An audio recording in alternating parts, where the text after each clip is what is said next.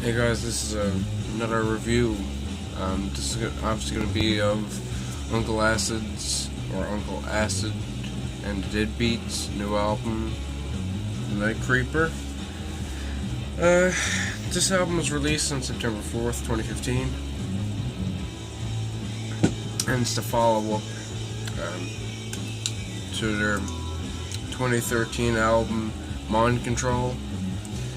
Mind Control is not an album that I listen to heavily, so I wouldn't really be able to comment on it. I know that I loved the shit out of their Bloodlust album, which came out in 2011. Tracks like I'll Cut You Down and just that kind of great sound like that was what dragged me in and kept me entertained, really. But yeah, Uncle Acid, as I'll refer to him in this video, just for sake of time. It's a great band in my opinion. It's psychedelic rock / doom metal, but I think they have a great. If you took the Beatles, slowed them down, and then said, "Hey, Black Sabbath, play that style instead," but with the same instruments and the same tuning. Basically that's it. Basically really slowed down. If fucking John Lennon singing was a little bit more shrill and a little bit more psychedelic toned, it's just really weird to describe. But as you can hear, I'll just turn it up in the time, but it's very strange, but original in my opinion. I haven't heard much music in this style really, so that's why I was really entertained by this.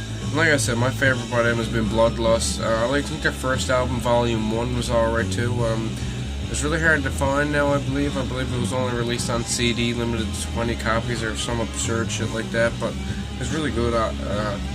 Probably just as good as Bloodlust, I'd say, but Bloodlust had a certain sound, and I love the album cover on Bloodlust. It's so iconic looking to me, or memorable to me. But this album is about 50 minutes long. Good length for an album in my opinion, not too long, not too short. And speaking of that, I will be reviewing Book of Souls by Iron Maiden. Hopefully that'll be done within the next 2 or 3 days. And that's a good album, even though it's extremely long. But this album here is great for the length. It's on Rise Above Records, which allows great doomy, psychedelic shit. Acid rock shit is coming out on that label lately. So yeah, let me just get into it. Now I'm going to say from the beginning, this is not... And if you already heard their first 3 albums, or even one of their first 3 albums, you already know what this album's going to sound like. Not much difference. It's basically Bloodlust Part 2, or even Mind Control Part 2. There's not much crazy difference. So if you're looking for something extremely different, then you're going to be a little bit disappointed. Which I was at first, but I kind of warmed up to the idea. It's just another continuation. And I like this music in this style, so it didn't really bother me that much. So I'll just start talking about it. I'm going to review the first song, which is currently playing, Waiting for Blood.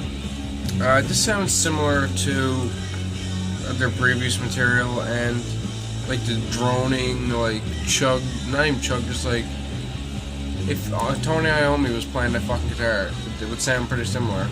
Little tiny solo stuck in everywhere, it's great.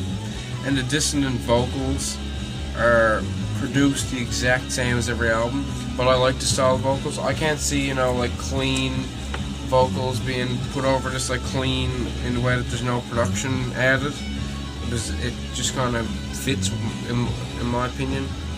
So yeah, that's why I like the way the vocals are added. And this is perfect music if you're into acid. If you want to sit down in a room with your buddies and take acid, this is fucking great. I don't know what else you could really listen to that would fit better than this. And there's nothing special on these songs, especially like this song sounds really similar to Bloodlust, but it's good music, it's good shit. Then we move on to Murder Nights, which is good, has a good psychedelic riff opening it up, and more creepy vocals.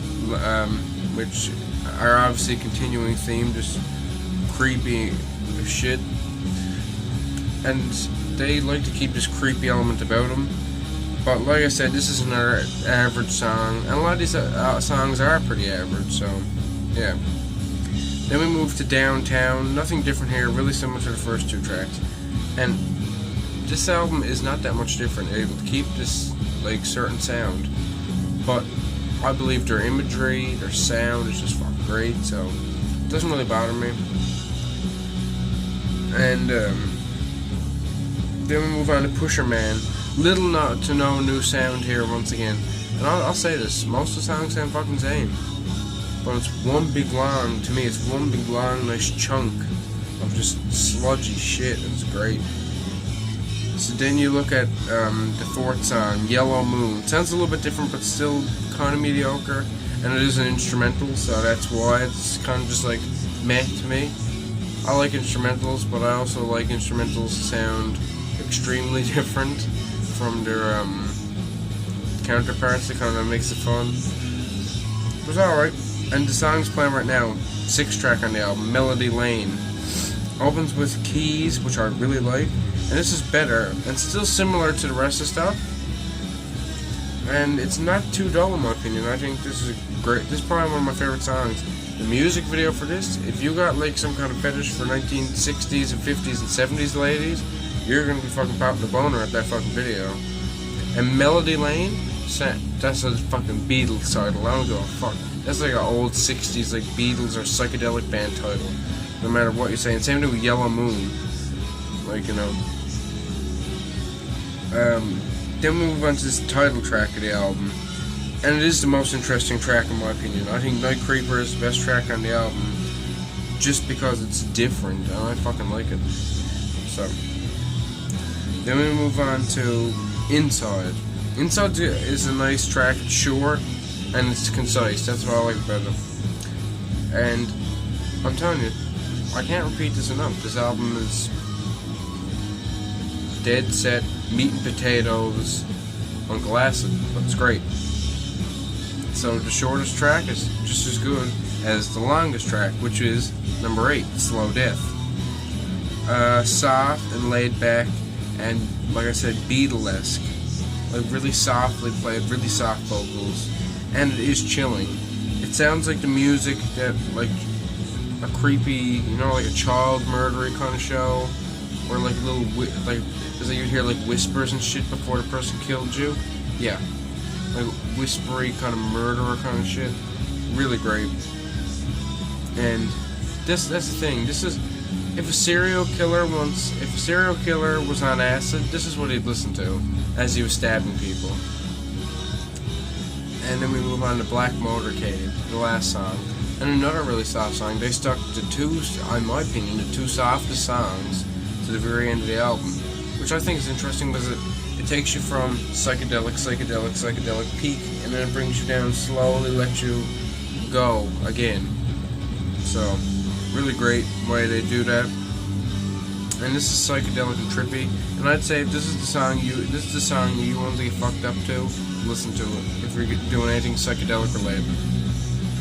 So that's basically all I gotta say. This is a short, concise review because I'm not extremely impressed with the album, but I do think the guys are doing a great job. The only problem I really have with it is the fact that it sounds really similar. And like I was saying there, guys, sorry that my video seemed to cut out. But like I was saying, yeah, it seemed too similar to their earlier stuff. But whatever. I think these guys are great, and I'm definitely going to be jamming this album on my iPod for another week or so after. And then it's time to try to find the album on CD. But it's kind of one of those things where this band is not my usual listening. I do listen to a lot of stoner and shit, but a lot of stoner and doom and stuff. But these are like these guys are like a delicacy to me. I listen to these guys on special occasions, especially like Bloodlust, and I love playing their stuff on drums. It's like fucking easy Beatles catchy shit, or not extremely easy. I wouldn't say the guy who's drumming this is a bad drummer, but it's easy to learn.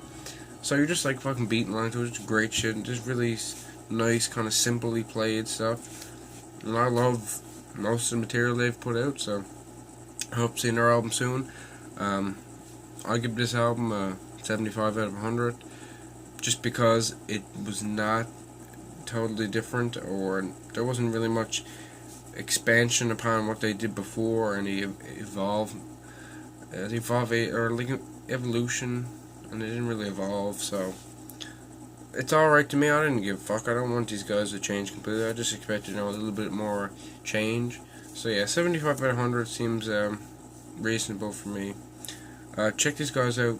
They're really great.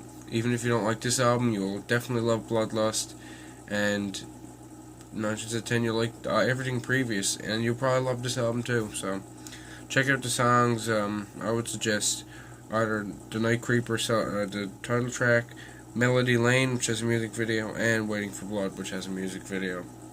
So yeah, talk to you later, guys, and peace the fuck out.